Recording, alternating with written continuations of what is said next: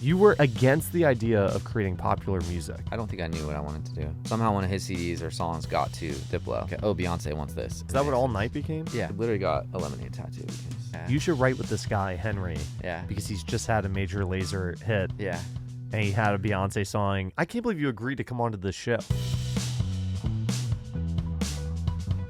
King Henry Allen on the podcast.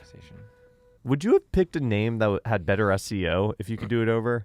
Because I was trying to find some interviews from you. Mm-hmm. I was prepping for this. And you just found interviews with the OG King? Yeah. Or just information on him. I had to go through pages of stuff. And then I was typing in King Henry, producer. That pulled up some stuff. Yeah. It's a tough name to work with, isn't it? Yeah. It was just a SoundCloud name, right?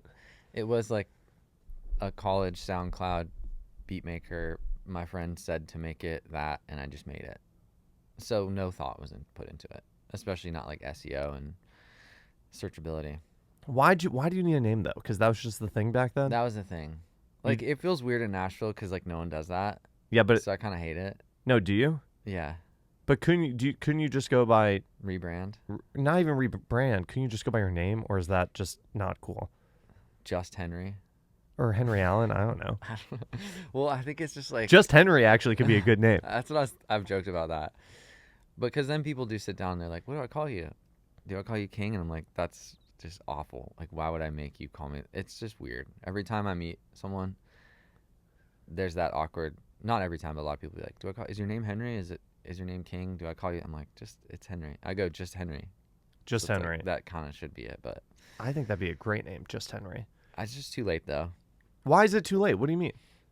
I don't know. It's done. It's done. Most of your credits on Spotify are Henry Allen. I guess as a writer, yeah. As a writer, yeah. Producer is King Henry. But yeah, it does feel weird here. These are the things you have to think about.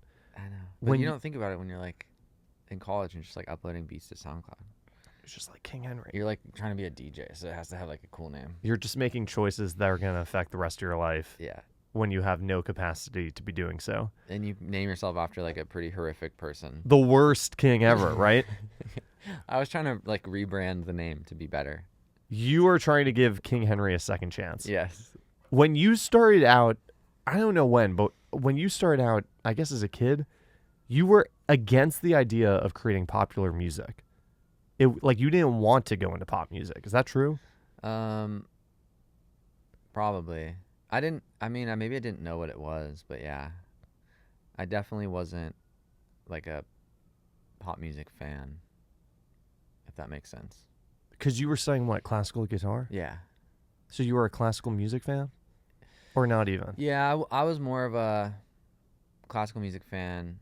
Half of me was film scores, film composers, classical music. Like who? Who are the film composers? The classic ones? John Williams? Yeah, the classic ones. Michael Giacchino, John Williams. There's some more niche Hans ones. Zimmer. But yeah. Who are the Hans niche Zimmer. ones? I'm trying to think now. But what would you do? Would you listen to their scores? Yeah. And do what? Dissect them? Just listen, I think. I didn't maybe dissect them, but also when you go to college for classical music, they don't. That part of that is kind of they don't care about film scores, you know?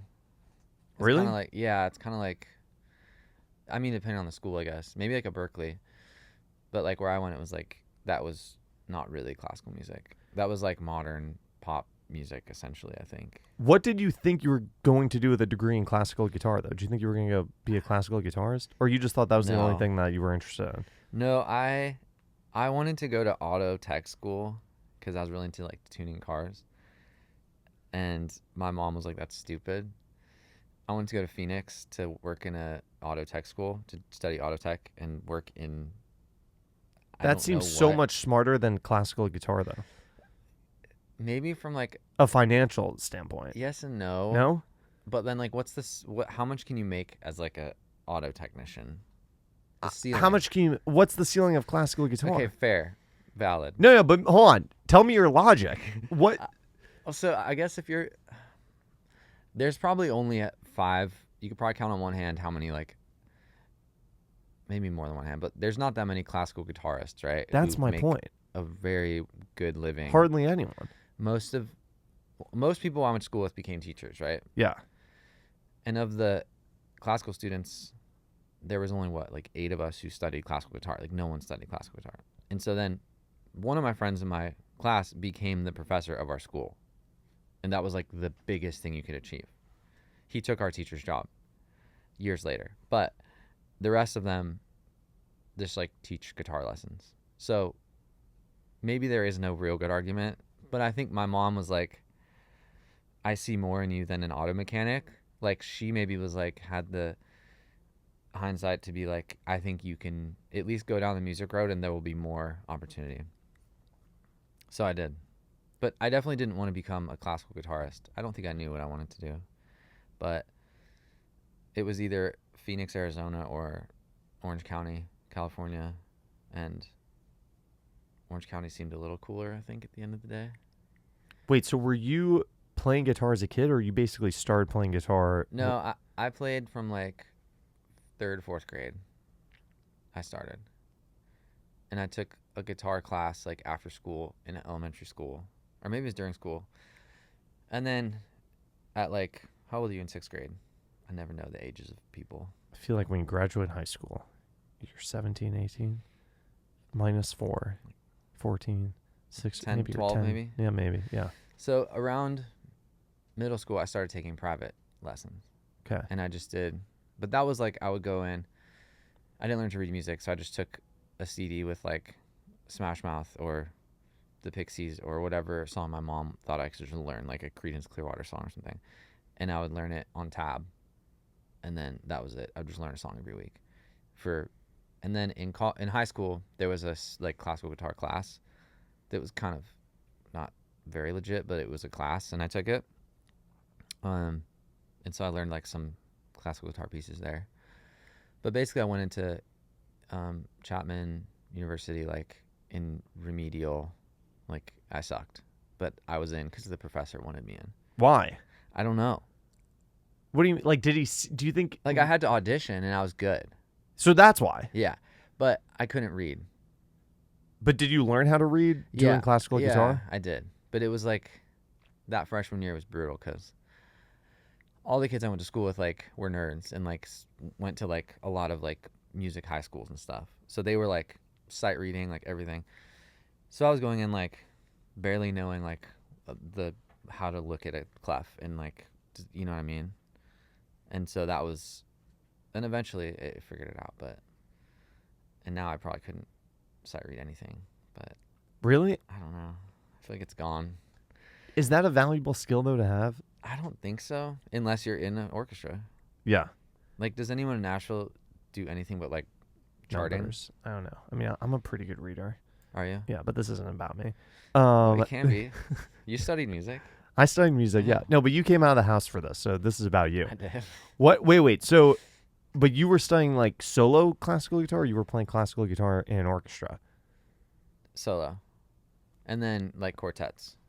I always wanted to do that. So like we traveled, like we had a guitar quartet that like traveled and competed, and we did well in some places, but we weren't like renowned by any means. But you know.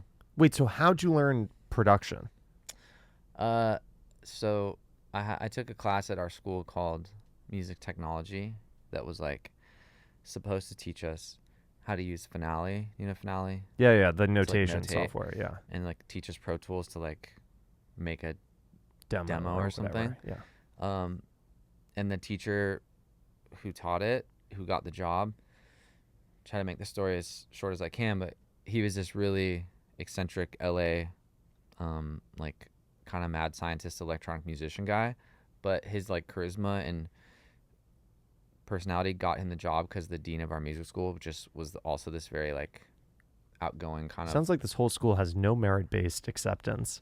They just let people in who it's not looking good. Yeah, they want in there. But he got the job right before I went there, so he was supposed to teach us Finale and Pro Tools. He didn't know how to use either, so instead he was like, okay, we would get together in the basement of the music school once a week for 3 hours for this class. He basically played us YouTube videos of like Bjork, and then like his friend who like has like perfect pitch on the theremin just really weird stuff, and taught us how to use like reason and basically reason in the Ableton. And then he just, instead of actually following any curriculum, he was like, everyone should just make an EP of like dance music. And at the time, me and my friend at school were really into like the film scoring stuff, kind of like that was part of my music brain. But then I loved like, do you know the French group Air, like the two French guys? No. Or like Justice, the French DJs. Yeah.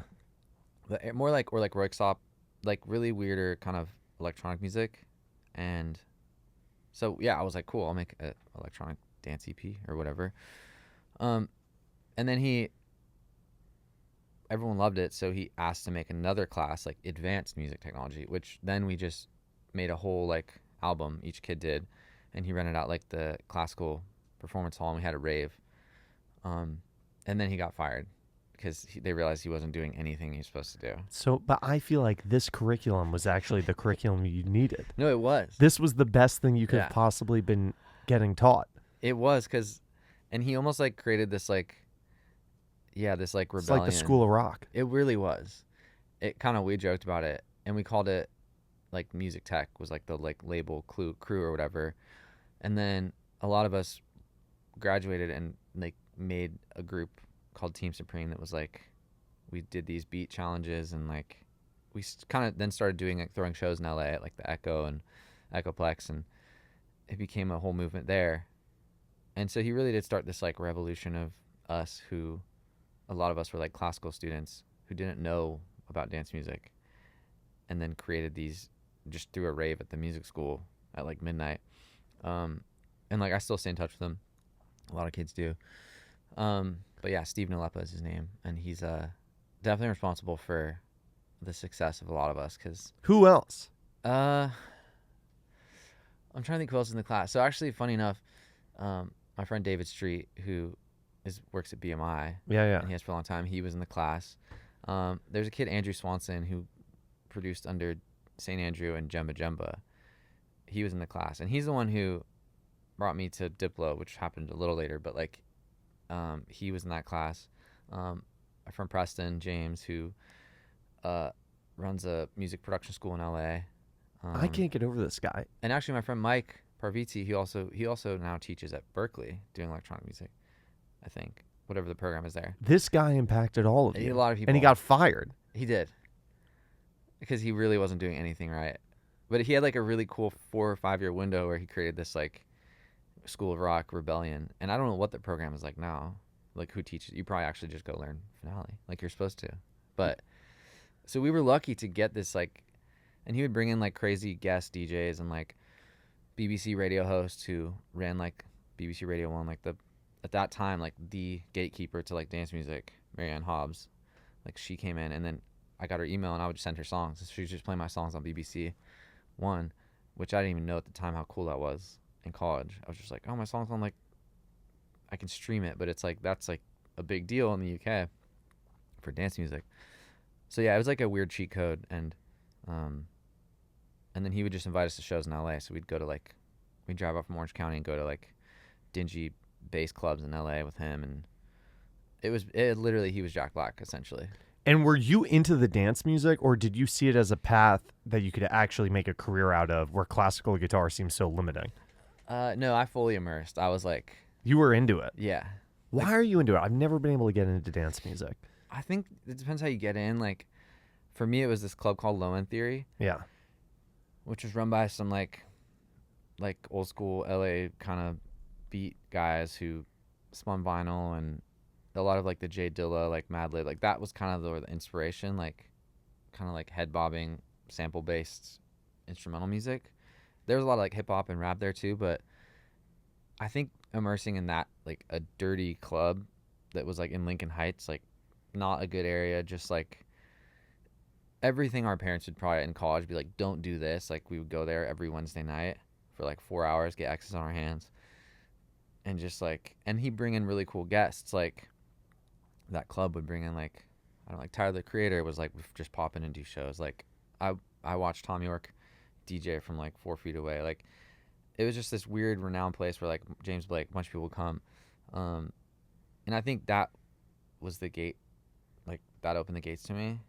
And then, cause then I think like dance music, like you probably think more like pop leaning dance music, right? Yeah. Which I also wouldn't call that dance music. I could call that like electronic. But that's not really even like where your solo stuff is. Like that's No, it used to be when the SoundCloud days, it was like, yeah. I would sample vinyl and like make more like what you'd hear like a beat that like you'd try to get a rapper on. But then it kind of morphed into, I feel like my artist journey was more like tapping back into the classical thing and like fusing it with my newer inspirations of dance music, which is more like the James Blakes and the Jamie XXs and the I don't know, like Tourist, or like it's a lot more like UK kind of like, not like the US, hardfest EDM like Yeah, right, crazy right. stuff. So So is the biggest thing you were developing at this time just your taste and your knowledge of the genre? Like, is that what was the most important thing to figure out first? Yeah, for sure. And I think going to shows and just like, hearing DJs. And in LA, you're in the mecca of like whatever's happening, it's gonna come through LA. So like, the whole French electro movement with Justice and like, what's his name, Busy P, like that dance music genre when the Hardfest started, and then like the dubstep era with like Skrillex and stuff happened, which for me, I was like, that was when it kind of like lost me. I wasn't a big dubstep guy. Really? Yeah, it's just too hard. It's too hard for Too Henry. heavy. Yeah. It's like the heavy metal of dance music. Yeah. But people love it still, right? Have you come back around to it? Like, now do you appreciate it, or you still think it's too hard? I can get down with like old school, like Rusko, like UK dubstep that was like, yeah. But now it's just like people just want to like get their faces melted off, which is funny because even like Skrillex has evolved from that to like doing records with Fortet and Fred Again, which is like modern day, and that's like the I feel like the main thing people want now is like less heavy, Melodic. more melodic, kind of weird. Yeah. Which like Jamie XX is, I feel like, a big pioneer of that early on. Still like sample based though, like kind of. So yeah, I think just immersing in all the things, but then when I started producing, then I kind of just followed Diplo, like someone's guidance. So I was just going. How'd you get the internship Wherever. with Diplo? So my buddy from the class, Andrew, again, like this teacher from our music program just brought in guests, and he brought in like this guy, Adam Freeland, who's a UK DJ producer. And we would just give our demos to everyone, like on a CD, literally. And Andrew was like the shining star. Like he was so good, it was like stupid. And so somehow one of his CDs or songs got to Diplo, and he asked him to do a remix for him. And then I think he was just like, "Hey Andrew, just come be my like ghost producer," which is like a term that like people used to use a lot, which I guess in theory meant like you're paid to make something and like you get no credit. God, that's horrible, right? Yeah, it is and it isn't. I mean, so like he was working with Diplo, and then at some point I graduated. He was a couple years older than me. I graduated. Wait. Diplo asked him to do a remix, and then your friend asked you to basically do the remix, but your friend was going to take all the credit? My friend did the remixes. Oh, for Diplo. And got no credit. Oh, now I get it. Okay, that makes more sense. Yeah. Got it. Well, why would your friend get any credit? I mean, that's how ridiculous. It works. That's what I'm Yeah. saying. Okay. And then I graduated, and my buddy, he was a couple years older than me, and I was at the time very lost in teaching babies and their moms like dancing and music, like 0 to 4-year-olds, which was a very weird like detour in my life for a year. Yeah. And I was doing that, and I'm like, who am I? I was still making music on the side, but that was like paying the bill. And then my buddy called me, and he was like, "Hey, I need someone to like just go through VSTs and save cool presets, whatever, just the trickle down work for Diplo." I was like, "Say no more, I'll come to Burbank every day." Quit the job, started doing that, and then just made up my own wage, made up my own everything. Like there was no HR. It was just like I just would show up, and like Wes would be there sometimes, and just knew me as like the guitar guy, because like Andrew didn't play instruments. A lot of these like DJ guys, don't play instruments. They're learning programs before they're learning instruments, which is fine. But I was the opposite. So I could pick up any instrument and play it like decent. And so to Wes, I was like, it was cool because he could be like, oh, make me something like this. And I just pick up a guitar and then be like, oh, play some bass. Like I play some bass. So I was like the instrumental guy, and I started just making beats for him and also doing remixes, ghost producing, which I didn't care because I had no money. So if like he wanted me to make a remix for someone. Are there any really big remixes out there that you did that you're not credited to? A lot. I mean, yeah, probably. I'm trying to think. I think like the biggest one I did was Drunk in Love, Beyonce. Yeah. Diplo remix. Yeah. So I did that, which also like I would do it and then he would sit with me and like take all my bad ideas out. So like he still worked on it. So he was involved. Yeah, 100%. But what are the odds though? Because I feel like he could have worked with anyone. And he ended up working with you and other people too. Yeah. But like, what are the odds? Do you feel like he just was so taken away by your talent? Yeah, that's weird because I always say like I just got lucky, but I had to have talent, I think, to stick around. Yeah, and I think truthfully, like, so my friend Andrew and him had a falling out because I think it was a personality clash, and like, I think in those instances, like, you have to be like. Advice I got from his like right hand at the time, who was like his whatever publisher, A&R assistant, kind of bunch of rules guy. He was just like, we were getting lunch today, and as things got like whatever more involved with him, I wasn't published. I had no managers. I had nothing. I was just like making my own invoices with my own wage, handing them to this guy, his assistant guy. I was literally meeting him in parking lots in like LA, and he'd just give me cash. Or like he'd be like, hey, there's a shoebox in the studio under this cabinet. Just take what you're owed. So God, it was like so kind of trusting. it was, yeah, I know. But so it was very like there were no rules, and so like I think I had to be careful to not be like I'm owed more. I know owed credit. I'm owed this. I'm owed that. I was more just like, holy shit, I'm like getting to learn from this guy. He's paying my rent, and he's giving me so much free stuff, right? Like, I mean, I'm getting the trickle down of like free clothes, free like meals. Like he treated me so good, and like I think having the right personality of like knowing when to pick your battles, and just like, you know, being chill. And if you put me in a room with like a massive artist, which I was immediately just he'd be like, hey, we're going to Westlake to sit down with whoever it was, like at the time, I don't know, some pop artist, and I'd be like, okay, and I'd walk in the room and be like, this is Henry, he's sick, he plays a lot of instruments. And so I had to be chill, you know, I couldn't just be like, you are chill, right?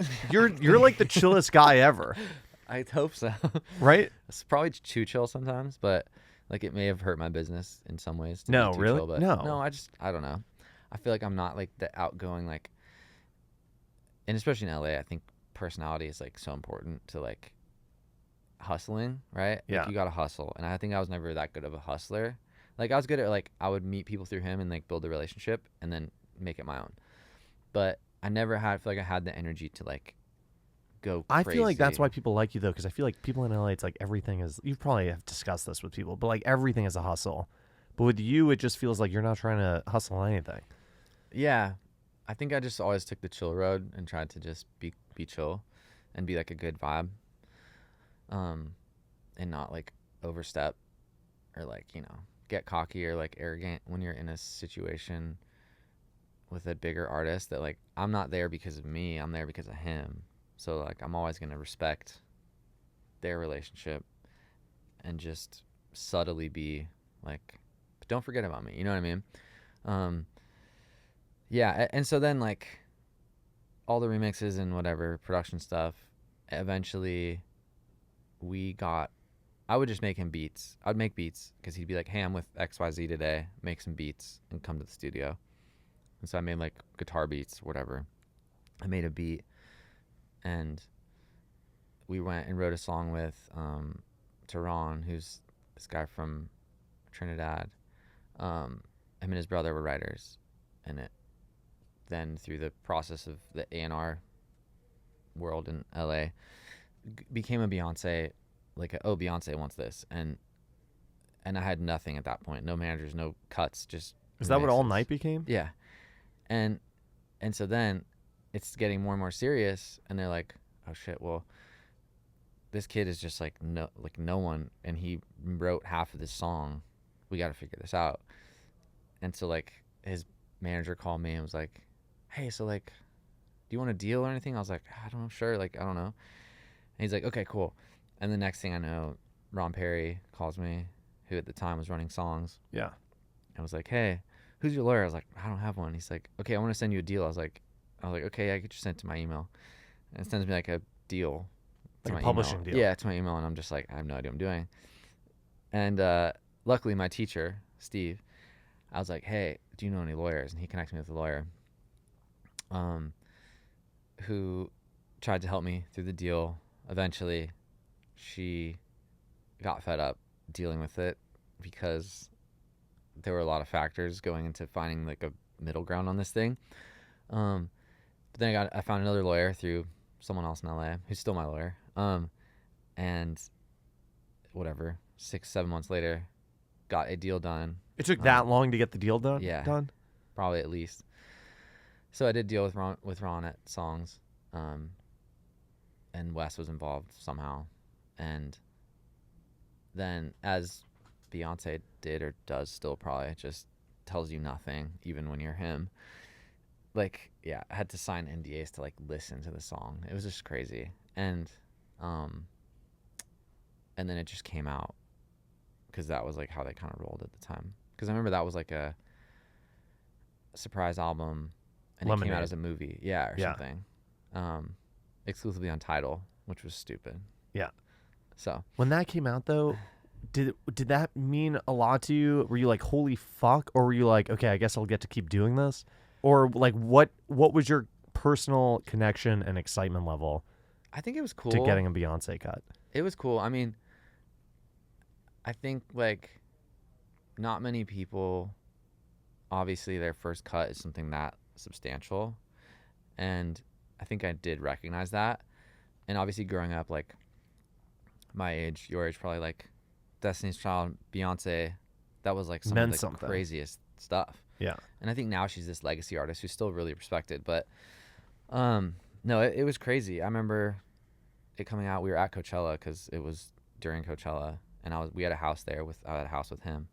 We were just writing all week because he was headlining Coachella. Major Lazer was. So it was also weird because I was deep in this Coachella stuff and doing a writing camp all week. But it came out. But I just remember, taking a car and like driving around Palm Springs, listening to it. I was trippy for sure. But I think probably at that point too, like that, pop stuff like that.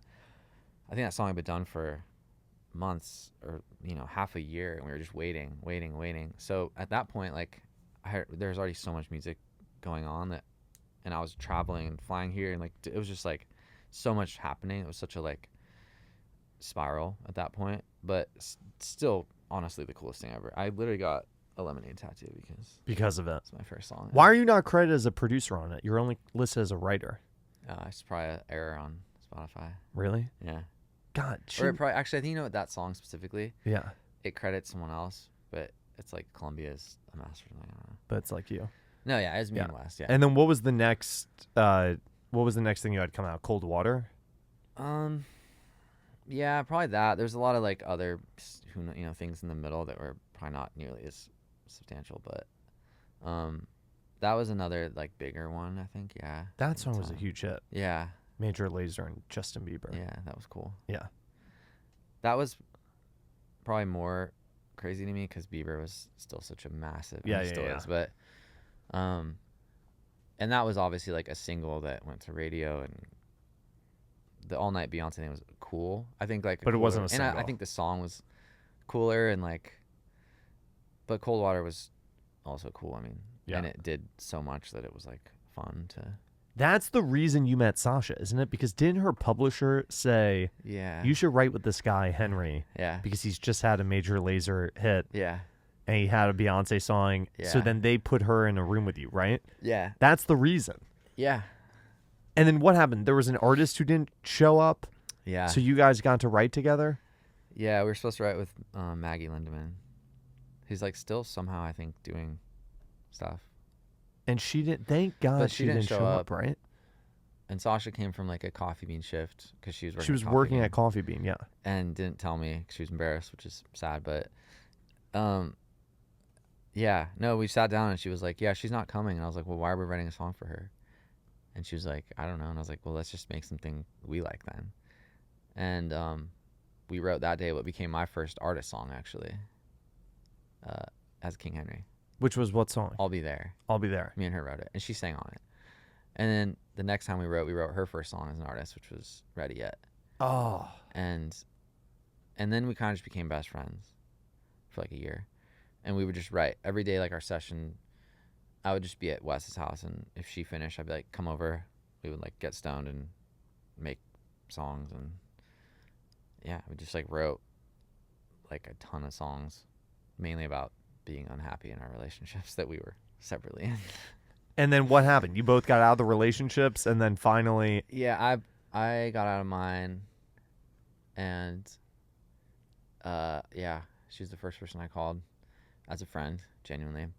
And she came over and hung out and was just like, "Dang, like, good for you," whatever. She knew, like, she was like my therapist through it. And yeah, then like 3 or 4 months later, she was like, she ended hers. And then I think a week later, we went on a writing trip, which Diplo had gotten this like house in the Cayman Islands on a total, like, sat next to some guy on a plane and was like, "Hey, I run this studio. Like, if you ever want to have a camp, we'll do everything. It's free." And so he just then asked me to like, "Who do you want to come to writing camp?" And I just was like, "I don't know." So I just invited like Sasha and other people we liked writing with. And we like a week later went to the Cayman Islands for a week and wrote songs and maybe fell in love. I don't know. That was it. Yeah. That was the most brilliant thing to say, though, in that first session, which was, let's just write something that we want to write or whatever. Yeah. Right? I do remember that very specifically because, as you know, even still here, it's very targeted. If you're like, well, this person wants to write about, and in pop, it's even more like Maggie Lindemann or whoever, like the young pop girls only going to want to sing about this, or this. But yeah, I don't know. I think I was just like, I was like, let's just make something cool, which is kind of still my mentality, unless it's very targeted. But I think like, the goal should always make the best song, and there's gonna be someone who likes it, hopefully. But I get that sometimes it's specific, but yeah, I don't know. So yeah, she's like, let's just make a cool song. God, what a love story. Yeah, I know. I need a love story like this. this. It's cringy, but I guess it's great. I don't know. And then no, it's a great story. Yeah, and we're 7 years in later. Oh my God. Yeah. Dogs and a house. 3 chihuahuas. 3 chihuahuas and a house. in a house in Nashville. Yeah. Were you guys just so fed up with LA? Is that why you left LA? Yeah, I think it was a combo, like a perfect storm of COVID, which was a really tough place to be there. Yeah. Like waiting in line for an hour at a grocery store in the Valley or La Cañada. So, like, it was. Where are you going like, to get groceries? Are you an Erewhon guy or no? No, never. Absolutely never. not. I've never been to Erewhon. You've never been to Erewhon? No. So where do you shop in LA? Is it somewhere else? Sprouts. Sprouts. I was a Sprouts guy. Oh, I love Sprouts. Sprouts is great. It is great, yeah. Or Trader Joe's. That was my Trader Joe's. Okay, so the lines at Sprouts and Trader Joe's in LA were just off the charts. Unheard of. Yeah. Unheard of lines. 45 minutes, an hour to get in. Yeah. But anyway, and I think also that time too, like she was kind of starting the artist thing, and my relationship with Wes. No, I feel like she'd already been an artist before COVID because I saw her come through. I think she was. I mean, I guess like. I think she was spending a lot more time doing that. Okay, yeah. And not writing as much, like pitch writing. And my relationship with Wes at the time was still great, but he was also like slowing down a bit, I think, and just DJing more and traveling more and kind of like making up for lost time. I feel like that he, spending more time with his kids, just surfing, like he kind of was transitioning into a new lifestyle, which he then moved to Malibu, like very, very, very deep Malibu. And then, yeah, with COVID, and it was just like, we were like, we woke up one day and she was like, I think it was like on my birthday in June. She was like, "Hey, do you want to move to Nashville in 2 weeks?" And I was like, in 2 weeks? Yeah. Are you guys that spontaneous? No, but we were then. Why? She'd spent time in Nashville, right? I guess you guys had both come through? We both had, because I was coming here. Just to write in. Well, like Ron Perry made me and Wes come here to work with Sam Hunt in like maybe 2016. Do you have a Sam Hunt cut?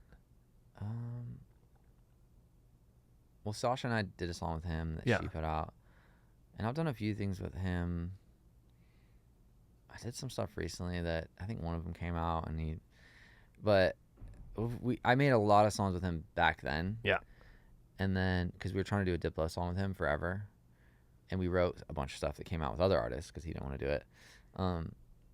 So I was coming here to work with him, and then one time I brought Sasha because Wes was like, "Let's bring Sasha," because he loves Sasha's writer. So we did like a week with Sam Hunt, and like that's when then Sam was like, "I'll bring some friends to write with us," and I'm like, "Great." And so he brought Hardy one day, Shane McAnally one day, Josh Osborne one day, and of course me at the time. I'm like, I don't know who these people are because I'm just a stupid, naive LA guy. Yeah. But did they feel like they were great writers, having no context of who they were? Yeah. Were they great writers in the room? Were you like, oh my God, these people are incredible? Yeah, no, it blew our minds. I was like, I haven't been writing songs like according to these people. That's how it felt? Yeah. Like those people are that good. I know the Yeah. narrative is that they are, but when you're really in the room with them, They are, yeah. they're really that good. Yeah. Because they're great at coming up with lyrics, or they're great at melody, or like Lyrics, yeah. lyrics. I think so. Like I think Shane, like the first people I met here, yeah, like Shane, Nicole, Gallion, Yeah. Josh Osborne, like Hardy, Because they're even, poets. even like the Gorley, like they're just like, it's stupid. Yeah. Yeah. I mean, there's a reason they are so successful. They're just so good with words and so quick. So yeah, those are the first trips we took here, and then the Diplo like country thing that he did. I got introduced to like Seth England. Yeah, you had a song with the Morgan song. Yeah, and so then I was coming here to work with the Heartless, Big Loud right? guys. Yeah. Yeah. And then I met all those guys. Like, oh, this is cool. Like, this is country music, but it's like we're getting stoned and like day drinking and like making stupid shit. So then I was like, oh, Nashville's fun. And then so we had both come here a few times, and then in COVID, Sasha actually had already bought a house here because I had a place in LA, and she was like, well, we are living together. Why would I get another place in LA? So she bought a house in Northwest Nashville and rented it to some friends, but we had like a bedroom so we could take trips here. So then COVID happened and we had a place to land, but she was like, I don't want to pay state tax. And I was like, sick, same. So if we were here by July 1st with like driver's licenses in hand, we could file taxes here. Yeah. So we just got in the car, packed a storage box, left the house, and rented it to Danny Silverstein. The house in Actually. LA. Yeah. Is that where he lives now? No, not Or anymore. no? He doesn't live there now, but he lived there for a year. So Danny became our like tenant for a year. No way. Yeah. And then he left, and I got my other friend to rent it. And then after like 2.5 years of being a landlord there, was like, nah, I just was ready. And we then got a place here together. So we kind of just consolidated. Where are you from? Are you from LA originally? New Mexico. You're from New Mexico? Yeah. So does this feel more aligned with New Mexico? For sure. Weirdly? Oh, yeah. That was also my problem with LA, I think, is like, I'm not a city guy. It's too spread out, I right? don't like cities. Yeah. It's very spread out. I grew up like outside of Albuquerque on like essentially a farm, like a cornfield with like horses, and so my safe place was like a open desert. I would drive my bike, be home by sunset, kind of thing. So that was my comfort zone. Which Nashville, we live in like south by like 10 minutes south of here, like Yeah. Oak Hill, like it feels like a forest, which is sick. Like my dream is to live in the desert again, but at least here it's like nature, which I think I didn't get in LA. You have to drive like There's some good hiking out there. There's some good hiking, There's but- nature. You just have to like get to yeah, it. but It's you're like a whole. still It's like a whole thing. Don't you're even still get me- looking at like a skyline filled with like smog. Yeah. So I think I kind of always was like, This is the place. yeah. So yeah, I mean, we didn't know we'd love it so much, and then I think just writing here and the people here, which I was trying to think when we met for the first time, we weren't living here. No way. Yeah. But did we meet? Do you remember? Was it at a show? Were you on the road with Sasha? Might have been a show or like, I can't remember. Because I came to because of Danny. Yeah. That's why I came to the shows in the early days. Was Danny playing? Danny was playing. Yeah. She did the High Watt headline. Okay. And then we did the basement. Yeah. Did she just play the basement? She just did basement. Yeah, but she did the basement. Yeah. I don't know when. Yeah. That's probably You've just I just feel like Pre-tornado. you've always been in my life. Yeah. Henry. No, I don't know. No, for real though. But on the way here, I was like, I asked even Sasha. I was like, because I remember like the first time hanging out, but I was like, I don't know where it was. Did we hang out at Attaboy? Remember that bar? We had one that's night. what it was. Is that where we met? Yeah. And we were in this like private area Oh my at God, Attaboy. that is it. Is You're that right. why were we hanging out? Had you guys just play a show or something? Maybe basement, yeah. Maybe the Basement East. But Yeah. you're right, Attaboy is where we first I think hung out. that's where we first met. Yeah. And that was like, yeah, pre-tornado, because then the basement Easily because yeah. was gone. Yeah. Yeah, you're right. But was Danny there? He must have been there. He must have been there. I was Okay. only hanging out with Danny. Danny was my guy Yeah. How did you know Danny? from school. Okay, from Berkeley. We used to record at like 5 a.m. So funny. Because there was a studio by Berkeley where you could book it for really cheap from like Okay. midnight to 5 a.m. Ah, So we would go in there at midnight that's so and funny. record Danny's songs.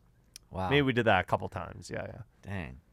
And he was always great. I think Danny could put out a folk album. This is Danny Silverstein, who now has a solo. What's his solo? Slim Dan. Slim Dan. Yeah.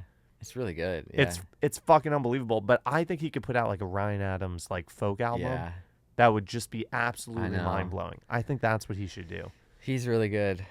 He's really figuring out like what it is now, which is cool. Like his music. He put a Yeah. lot of. He obviously spent years before he did it. Like he could have put out. I mean, he did put out music like we all did. That No, he lives on the internet. took forever. But this Slim Dan took him so long. Yeah. To figure out, and you can tell he didn't like shortcut it. It's so good. The songwriting's so unique. It's so Danny. We saw him. He just did open for Remy Wolf on tour. We saw him here in Nashville. Yeah. Nobody invited me So to that. good. I saw on social media after when he was leaving town. He didn't invite us for the record. We had to be like, we're coming. Oh, fuck. Really? That's No, what I should have done. But I didn't even know what was happening. The I next know. day, I FaceTimed him. He was in the van or whatever. And I was pissed at him. I was like, Danny, how come you didn't tell me you were in town? And he was know. like, oh, I don't know. Sorry. I was like, Danny. I know. That's how I relate though, because it's like you don't ever want to be like, hey guys, come to my show. It's like, Yeah. but But it's tough because, like, I feel like you have to know that, like, for your really good friends, like, Danny, I consider a good friend. It's like, I wanted to go to the show. Like, I really know. wanted to see it. yeah, It's brutal. yeah. But he's great. His music's so good. Yeah. Why'd you sign to Big Machine? No one else wanted me. No, I'm just really? kidding. Fuck off. So Big Machine was, I want to say some of my first trips here to write, and my first writing in town ended up being with Big Machine writers. Yeah. Like Ryan Hurd, Laura Veltz, Jesse Joe. And then my manager now, who was my manager before his assistant at Geffen in LA, he quit right around the time I fired my manager. And he was like, hey, by the way, I'm actually taking a job at Big Machine to start like the LA office. Yeah, right. And I was like, cool. Well, do you still want to like manage me? Is that cool? And he's like, yeah. So I then kind of inherently just made friends with the Big Machine people, like here, like Alex, Heddle, Michelle, Mike Molinar. And I was published at the time, so there wasn't really any like conversations. Like I did a publishing deal right when I moved to Nashville, another one with like Cobalt, just an admin deal. So I was very much like spoken for. But they were still just like awesome people, you know, just like that I would hang with. And yeah, and then I just kind of got to know them really well. And I did like a joint venture with them to sign someone a couple years ago. And I did it with Big Machine with Mike. So they just became my first like music publishing family here. And so I got out of my deal with Cobalt like a year and a half ago, and kind of was like, okay, what do? I live in Nashville full time, like for sure now. I wasn't like back and forth. So then you're like, do I do an LA deal? Do I do a Nashville deal? I live here, so like, and I'm not really dying to like go try to make pop music in that way anymore in LA, because truthfully, I think that's not really a thing anymore. Like, massive pop songs are written here. Some of the biggest. I mean, look at like whatever. They are, right? Noah Khan, like he's here Yeah, making a record. Like even some of the Sabrina Carpenter songs are written here. totally, 100%. Yeah. I think you don't need to be in LA anymore. I think it's just who you want to work with. Yeah. And I find that a lot of people want to come out here anyway, for Nashville, for what it does, and what it like brings, the songwriting, the energy, whatever. So I saw no real reason to like try to do like a LA publishing deal, and like I knew Big Machine, and I kind of, so yeah, I mean they just already had kind of a place in my brain as like this is somewhere I'd love to be, and they've also done a good job bridging the kind of gap a little bit with like they're part of Hybe now, which Yeah, right. they're super dialed in like K-pop in Korea, which I think I'm gonna go to Korea next year and do some writing. Oh my God, really? Yeah. I want to come. How can I go with you?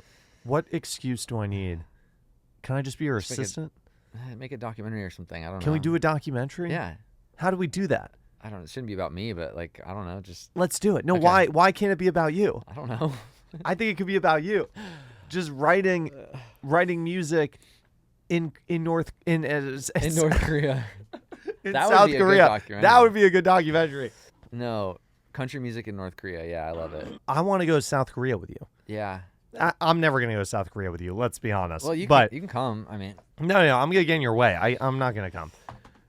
King Henry on the podcast.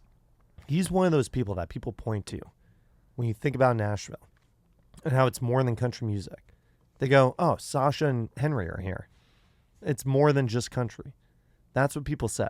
that's really nice of them to say. Some people say that. I swear. Some people also say they live here now. Yeah, some still get people that. also say that. Do you think the same group of writers in a room in Nashville have the potential to write a better song than the same group does in LA? Like, are there vibes just being in the room? Like what kind of like any song, like a pop song? Like, if or you're just, with the like- same, just a pop song or anything, do you think that when you're in the room writing in Nashville, do you have a better shot of writing a better song than the same group of writers does in LA, in a room in LA? Do you just think everyone's in a better mood here? They don't have to drive far to get to Yeah. the session. I do. But I don't want to force that answer on you. Is that really what you think? No, I personally have never been. Yeah. Also, like starting at what 1, 2, 3, 4 p.m. Sometimes you're starting a session at like 10 p.m. in LA. I'm like that was Yeah. never my. I've always been the wake up and like work kind of person. Like make my best stuff at 9, 10 in the morning. So Nashville starting at 11, you're fresh, and like I think also people having somewhere to be, whether it's like picking up their kids or some, people I think respect each other's time here more, and they're not like, yeah, we're gonna do a session, but like It could go all night. it could go all night, so like you can't have plans. I'm like, no, like I want to have a normal life too, Yeah. and I think there's being rushed, but there's also being like, if we can't have something good in like 4 or 5 hours, like it's not good. I mean, I'm a believer in that. Like, and the first time I've actually ever had sessions not get anything has happened here, and like the first time it happened, I was like so discouraged. I was like, I'm terrible. What have I done? But I think it's just fair that like if you're not getting somewhere in 3-4 hours, that's okay. But if you're halfway through like a verse or maybe like a chorus, let's like Kill it. And in LA, I think people will just like beat something like that for like 10 hours, and then like next thing you know, I'm so lost, I don't even know what the song's about. I'm like, but I think the energy and inspiration here is much better, and yeah, I mean you're not driving 48 minutes to a session and then trying to figure out where to park. It's not street sweeping. Although I guess parts of Nashville now can be. Now it's getting crazy. But little most of the time, brutal. most of these most of these writers' rooms that you go to have good parking, right? Yeah, or Yeah, like yeah, it's yeah. at someone's house. I mean, it's like And you just park at the house. I'm at home. I don't leave. Do you my guys have a house. sick home studio? It's pretty sick. It's pretty sick, right? Yeah. Can you do like a full band there? Or no? Yeah, I have a live room with like a kit and an upright, and then I have a separate vocal room and like a middle kind of room where, yeah, you could. It was actually, so we got the house from, we call it Lifehouse because we bought it from Lifehouse, Jason Wade, Yeah. Hanging by a Moment. You probably heard it. Yeah. What was the other song? You and Me. That was a big one. I'm not gonna sing it, but you know it. No, give us a couple of bars. No, I'm not gonna give bars. But he got the house from Nathan Chapman, who put the studio there, and he did all the Taylor Swift stuff there. Yeah. So I say it's it got has good this energy. like good or bad depending on who you are. Yeah. I think it's good. She's a badass, great songwriter. Yeah. So I like to think it's got a good energy. But yeah, it's.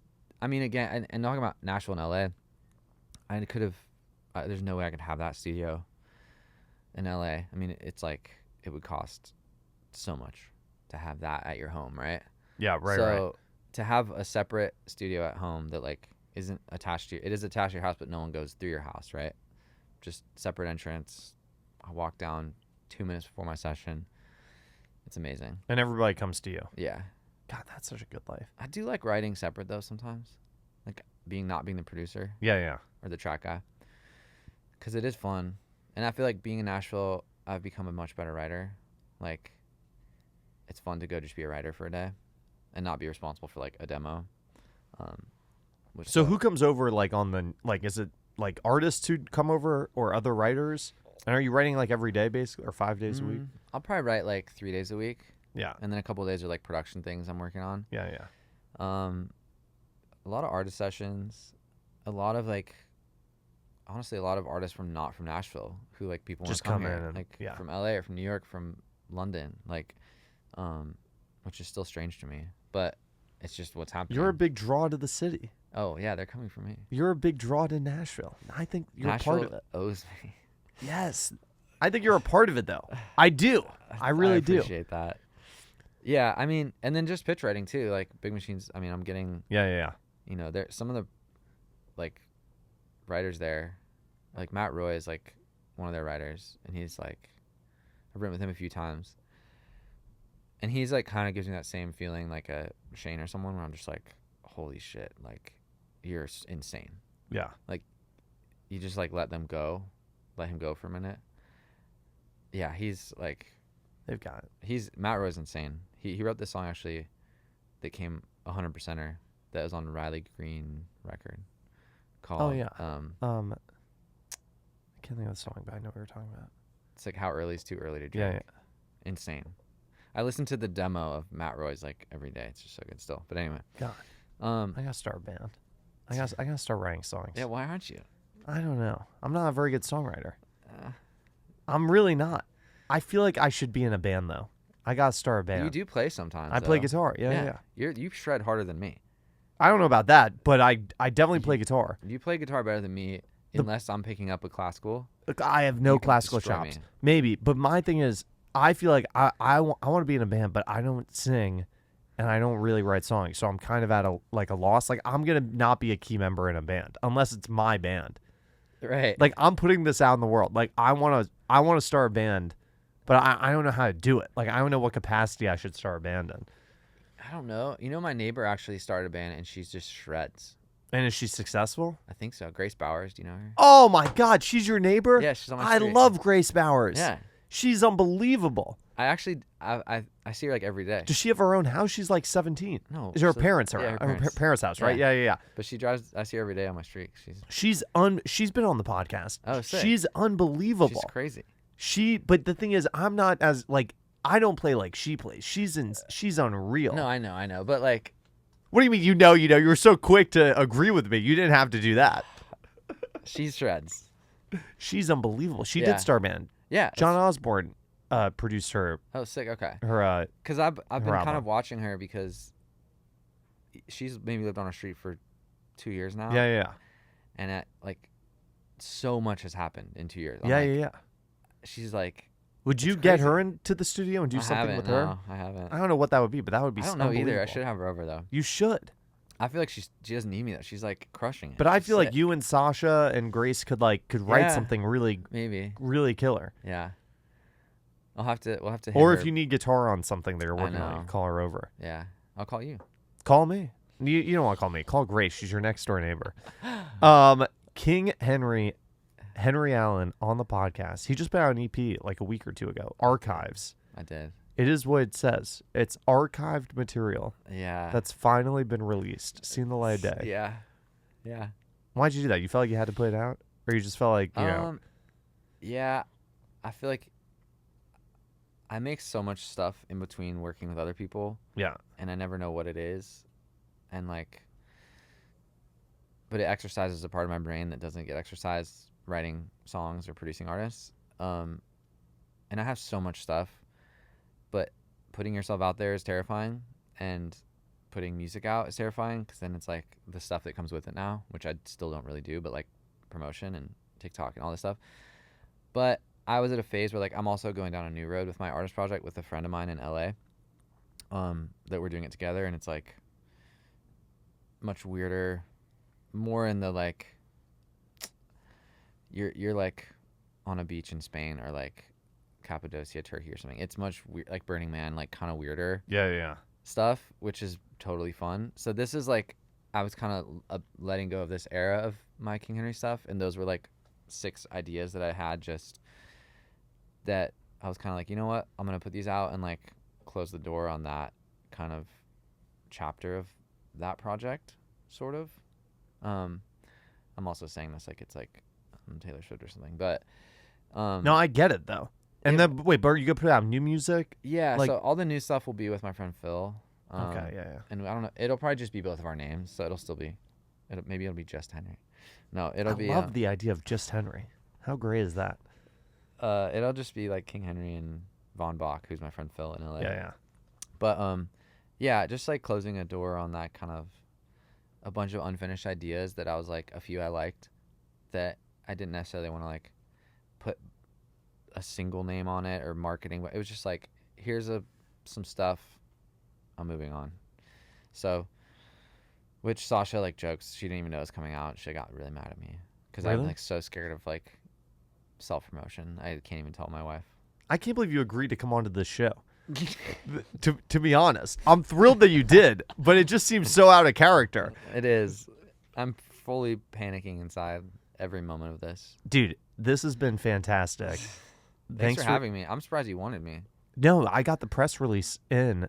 I've always been fascinated by you. I just think you're a fascinating guy because you're so talented, but you're very, you don't take up the energy in the room, but I feel like you could.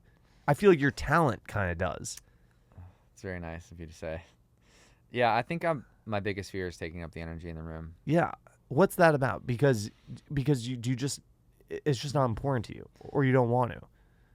I don't know. I think since I've been a kid, I was like the shy, like just shy, super shy, Yeah. super introverted, which doesn't really bode well for like being a producer, songwriter, artist, because so much of it is being a good hang, right? Like, I think so at least. I mean, I think you look at some of the most successful people in our industry, whether it's like behind the scenes, songwriter, producer, or an artist, you have to have personality and be outgoing. You can't be shy, for the most part.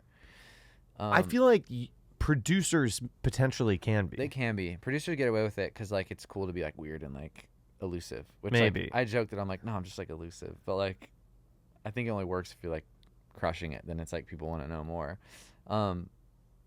It definitely works for the producers, but like to be a songwriter and go in with like an artist or other people, like you have to have. You're almost a salesperson, right? Part of it, like you're kind of selling an idea, because I mean, half the time you probably get an artist to put out a bad song if you're a good salesperson, right? Like some of the biggest writers are just like good salespeople, and whether that's pop or country, like if you convince the artist that they need that song, and they believe it, then like you've done your job, right?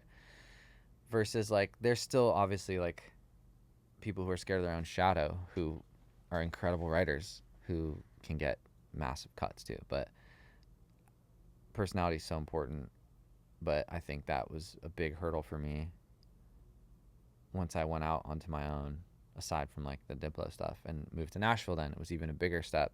And still to this day, like going into rooms in Nashville with these like heavy hitting Nashville writers with like, you know, X amount of number ones, it's intimidating because it's like you still feel really insecure about like your, you know, my repertoire here of like cuts. But, you know, I think I can bring something to the table maybe that other people don't. But yeah. Do you think when you're in a room with like Shane McAnally, he's a pretty big personality, Yeah. right? Do you think that the energy comes up to his personality, or do you think that everything kind of mellows out a little bit in a good way when you guys are in the room together, or with a writer who's got a high energy? Do you try to pull to their level, or does everything kind of balance out in a good way?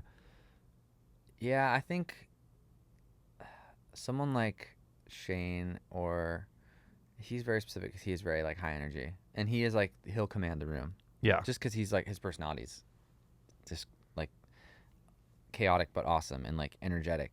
So he's gonna like guide the energy. So you're gonna try to be like keep up with it. But like, you know, then there's like, I don't know, like an Ashley Gorley, who I've only written with a couple times, but like totally the opposite, like mellow, super mellow. And so like the energy's gonna kind of stay mellow. Or like a Sam Hunt, like the mellowest dude on earth. Yeah, it's gonna stay super mellow. But yeah, I think I'm always trying to match the vibe, but you definitely don't want to like bring down the energy, you know? Yeah. But I don't know. That's what I'd be worried about, bringing down the energy. No, you're like the most like charismatic, outgoing dude. You'd be perfect in sessions. You think I could be in sessions? Yeah. What are you talking about? I'm not a writer though. Do you know any people who aren't writers who can hang around sessions and like still write music? That's not, LA's like made off of that. Fuck, It's really? like guys who just hang out and like I'm a hang guy. nod their heads and be like, that's sick. And then they have Do you think I could have hits doing 20% of a number. How much one. money is in songwriting? Can I make some good money Yeah. if I get some big hits? Yes. You know what? I'm No, taking the for wrong real. path. I think it's the time. It's For the like time. a dope instrumentalist. Why not? What do you mean it's time for a dope instrumentalist? Like that is your writing. Like your guitar writes, right? Like I should do an instrumental record. No, like you No. go into sessions. If you write a good part that leads to a good melody, I mean that's what pop music is built off of, right? Yeah. Like there's dudes in the Max Martin camps or these other camps that probably never spoken a word, but they have like 20% of like the biggest Ariana Grande song ever. My problem is I don't want to go through a suck period.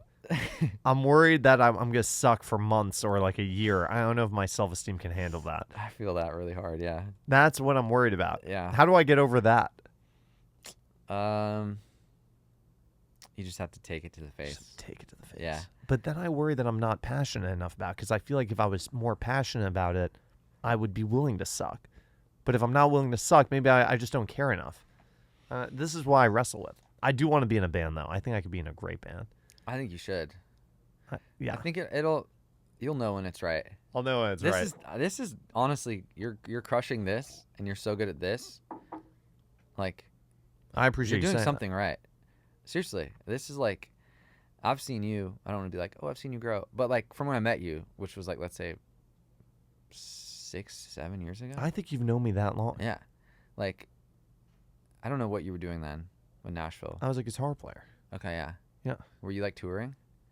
Or I just was out of school. I think when I met shredding. you, I literally just graduated college. I was like doing nothing. Yeah. Yeah. And then like, I feel like, is this kind of always what you've wanted to do a little bit? Like This is really what I wanted to do. Okay, right. Yeah. And then And music too. Like music, yes, and this. Yeah. like you have such a personality for this. And then I like appreciate it. I became friends with Bobby Bones because he was not sort of a neighbor to us, but like friend of a friend. So I was playing golf with Bobby Bones, and then I saw like you doing the whole Bobby Bones thing. Yeah, and I was yeah, like, oh, and I was like, is this gonna work? Like, and then it like. And then it happened. worked. I was like, this is so sick. Do you golf with Bobby? I haven't in a while, but I was. Is yeah. he a good golfer? He is good. Yeah, You're really into golf. I am. But I'd be better. You'd think I'd be better at it, but I just don't play enough. No, but I texted Danny last night. I was like, I got Henry coming in. Like, what should I Fine. ask him? And Danny was like, just ask him about golf. That's all he said. That makes sense. That's what I he love said. golf. Nashville made me love golf. Everyone plays golf here. I've never hit a golf ball in my life outside of putt-putt. Networking. This is gonna be big for you. I see golf in your future. Do you see golf in my future? Yeah. No, the problem is nobody wants to take me golfing. Like, I asked Bobby to take me golfing. He won't take you golfing? No, because I literally said to him, I was like, Bobby, I've never hit a golf ball in my life. Okay. Like, can we go golfing? And he said to me, I think he was kidding, but with a really straight face, he was like, why would I take you golfing? Like, as if, like, I'm not going to teach you how to golf. Like, if you knew how to golf, we could go golfing. But I'm not going to waste a day teaching you how to golf. Honestly, valid, though, because where he plays at Brentwood is like, where I play with Ryan Hurd, too. Yeah. You really can't go out there and, like, learn to golf. You have to be, I know. able to play. This is the problem I run into. I'm convinced I'm never going to develop another skill in my life. I'm not going to be able to. I'm not. No, you need to go. Where do you live in Nashville? Well, I'm West End, Bicentennial Park. Oh, that's perfect. Go to McCabe. What's McCabe? Golf course. The golf, is it right there? Driving range, yeah. It's right in like Sylvan Park. And golf? And just drive. Go hit balls. Go hit balls. And go play golf. It's cheap. It's a city course. It's probably the best city course. You can go out there and be paired with someone who will like an also instructor? shoot like 120. No, just like you can suck out there and no one's going to care. That's what I need. But you can't go to like a private club and suck. Right. Too bad. I'll still suck, but like but you can hit I'll still shoot like at 85. You can still shoot. How do I suck as a songwriter though? Last thing. You just told us how to get into golfing, how to be a bad golfer, how to do it and get a little bit better. Yeah. How do I hang out as a bad songwriter in a safe space and get a little bit better? How do you hang out in a safe space and get a little better? I mean, write songs with your friends. All my friends, though, this is the problem. I missed a key window to do this. They're already like done. They're like, you're too far gone. All my friends are hit songwriters that I could do this with. Well, then they should. I need like new friends. No, if they're good friends, they'll let you in. You think? Yeah. I don't know. I think so. Maybe I'll ask them. I feel like at least every time I'm like meet a new artist or a younger songwriter, I feel like everyone now it's very like they just have their little clique and they like I'll be like, oh, who'd you write this with? And they'll be like, oh, just my friend X. Exactly. And it's like people just write with their friends, and then you kind of create this little collective of songwriters, and like someone gets a publishing deal, and then it kind of that's exactly what happens. But all my friends that are like my age group, they all have publishing deals and they're writing hit songs. Yeah. I missed the window to join their friend group. This is cool. This is cooler. Songwriting's not that cool. This is cool. This is cool. This is what we're doing. You're making me feel good now. You're going to events. You get to interview people. You get to cool shit. Trust me. No, the grass is greener. The grass is always greener. Remember that.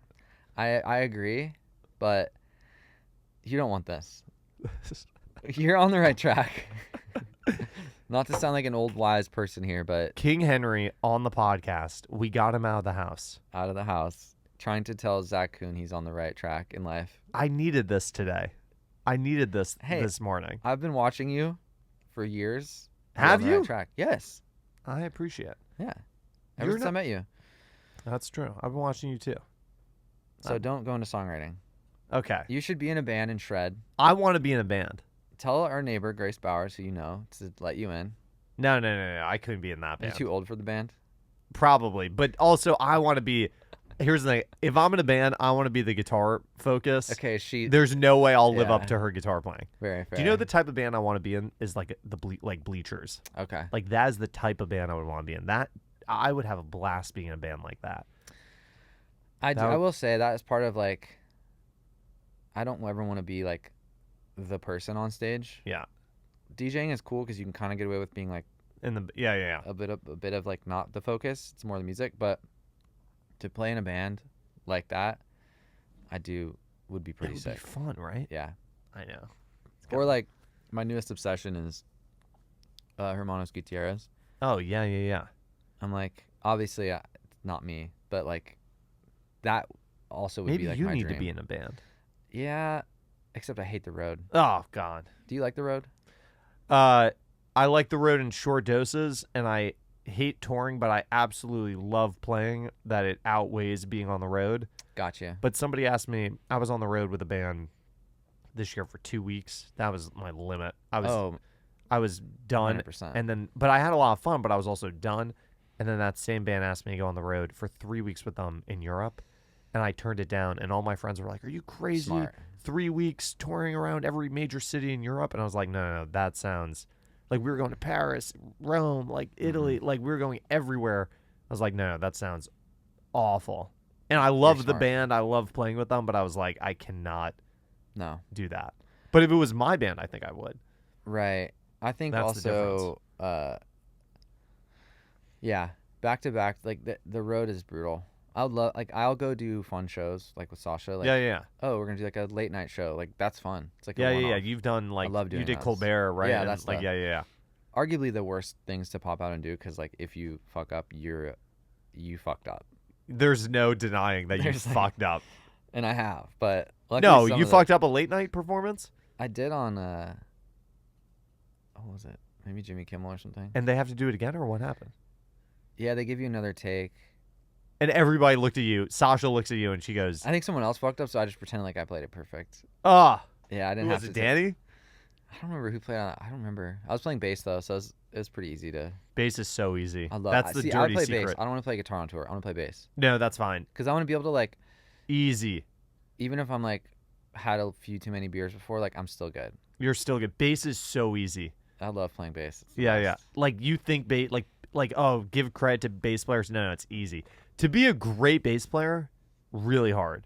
But your Correct. bass level of bass playing, easy. Basically one note, Very simple. no chords, easy. Root tones. Like we're not talking about Thundercat here. We're talking about No, to be a great bass player, if you're gonna be like, that's almost harder than guitar, I think. I think of it is because it's all feel. You can get Yeah. away with bad feel on True. guitar, but not if you're a great bass player. You have to have great feel. Yeah. Yeah. That's very true. King Henry on the podcast. We're wrapping up. Thanks for coming by. Dude, thanks for having me. Absolutely, we'll Thanks do for it getting me out again. of the house. We got him out of the house. Come by. Have we? Shred sometime. Oh my God, I'd love to, but you got. I can't show up uninvited. But what have we left anything out? Has anything been unsaid? Is there anything we need to push that we're not plugging? No, there's no plugging. We're There's just no hanging. plugging. No, That's the brilliance of Henry. nothing to pitch. He's got nothing to pitch. He's just here. He's just here for the hang. Just my only pitch is invite me golfing if you're out there and you need a fourth. Who's my fourth? No, I mean like anyone who needs a fourth. Oh, Not you. You're not invited. that's what I was getting at. I was like, I'm trying Or to just. a third and fourth. Do you ever go to Topgolf? Yeah, sometimes. Yeah, me too. I've been at Topgolf maybe 2 or 3 times. I thought about joining a simulator club. I almost Really? did. It's like the nerdy version of Topgolf where you Yeah, like yeah. work on your like your speed and all that stuff. Bobby's got a simulator in his house. Yeah, I played on his. Yeah. Have you? Yeah. Is that a good one? It's the nicest one. Really? Yeah, which he moved down the road, and I'm sure he took it with him. But yeah, it's really funny actually when he got it, and I was asking him about it. We were playing golf. I was like, you hitting the TrackMan much? And he's like, no. You know what the funny thing about that is? He's like, when you can finally afford one is when you really don't have time to use it. And I was like, He said that to me too, actually. so real. Isn't that funny? Which right? I mean, to put a TrackMan in your house, you're looking at like How much is the it? way he did it. How much is it? It's like It's like $100K. Is it really 100K? Yeah, Oh my God. to like properly do it. Yeah. I wouldn't spend 100K on that. Plus, you need a ceiling that's like 12 feet at least. Yeah. Like you can.